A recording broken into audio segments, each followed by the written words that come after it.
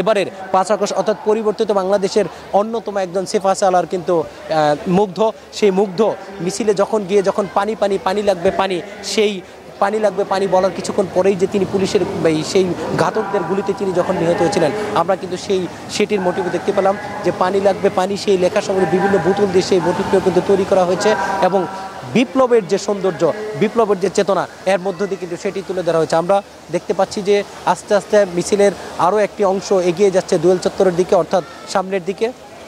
5 আগস্টের পরবর্তী বাংলাদেশ এবং 5 আগস্টের পূর্ববর্তী বাংলাদেশের বিভিন্ন প্রতিকৃতি তুলে ধরা হয়েছে এবং 36 জুলাই নামক একটি মোটিভ অঙ্কন করা হয়েছে, যে মোটিভের মধ্য দিয়ে বাংলাদেশের অর্থাৎ পরিবর্তিত বাংলাদেশের যে সৌন্দর্য সেটি কিন্তু তুলে ধরা হয়েছে।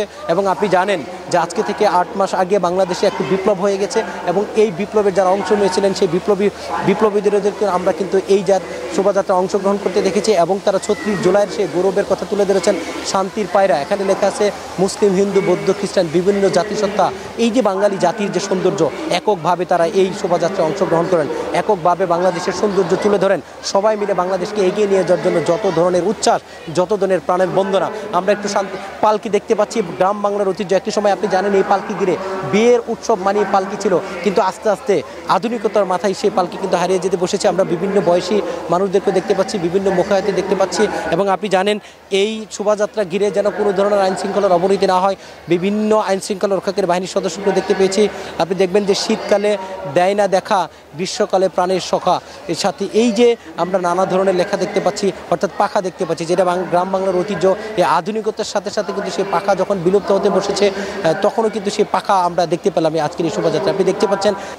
এবং সেটি আস্তে আস্তে এগিয়ে আসছে, সেখানেও কিন্তু নেচে গিয়ে সেই আনন্দ শোভাযাত্রাটি উদযাপন করা হচ্ছে। আপনারা জানেন যে এই আনন্দ শোভাযাত্রা সকাল 9টায় শুরু হয়েছে এবং এই মিছিলের প্রথম ভাগ কোথায় গিয়েছে এবং শেষ ভাগ কোথায়, এত পরিমাণ মানুষ এই আনন্দ শোভাযাত্রায় হয়েছেন সেটি আসলে বলার অপেক্ষা রাখে না। এবং অনেকেই আসলে হেঁটে আমরা দেখেছি, যেহেতু শাহবাগের রাস্তাটা বন্ধ করে দেওয়া হয়েছে, অনেকেই সময় মতো হয়তো আসতে পারেনি। আমরা দেখতে পাচ্ছি বিভিন্ন বয়সী নারীদেরকে দেখতে পাচ্ছি, আমরা অন্য যারা আমরা ছোট বাচ্চাদেরকে দেখতে পাচ্ছি, আপনি ছোট বাচ্চাদের দেখছেন এবং নেচে গিয়ে আনন্দের সাথে সেই বৎসবরণ উদযাপন করা হচ্ছে এবং সবাই সেই আনন্দে সামিল হয়েছেন, সবাই সেই উৎসাহ উদ্দীপনায় সামিল হয়েছেন।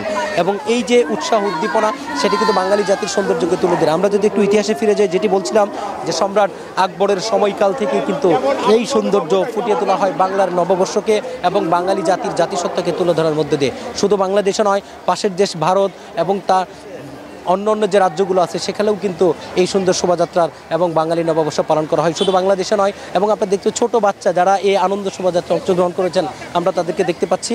তিনি তার বাবার হাত ধরে এই আনন্দ শোভাযাত্রায় এসছেন এবং এই আনন্দ শোভাযাত্রার অর্থাৎ বৈশাখের যে পোশাক, আমরা তাকে সেই সুন্দর পোশাকে দেখতে পাচ্ছি এবং চোখে সানগ্লাস দিয়ে সেই বাচ্চাটি হেঁটে যাচ্ছেন তার বাবার হাত ধরে। এই আনন্দ শোভাযাত্রার অংশ তিনি হয়েছেন। এবং আমরা ভারতের সাথে সকল প্রকার অসম চুক্তি বাতিল করতে হবে, শ্রমিকের ন্যায্যপনা বুঝিয়ে দিতে হবে, জুলাই বিপ্লবের যে আকাঙ্ক্ষা, যে চেতনা, সেগুলো আমরা লেখনীর মাধ্যমে ফুটিয়ে তোলা হয়েছে সেটিও আমরা দেখতে পাচ্ছি। এবং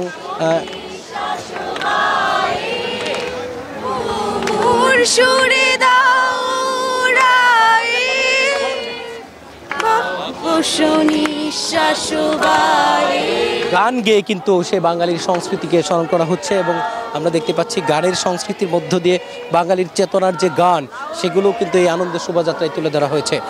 বান্ডেল থাকলে প্রতি সেনমানিতে টাকা বাঁচবে। বিকাশ সেনমানি বান্ডেল কিনে জিতুন প্রতি লেনদেনে।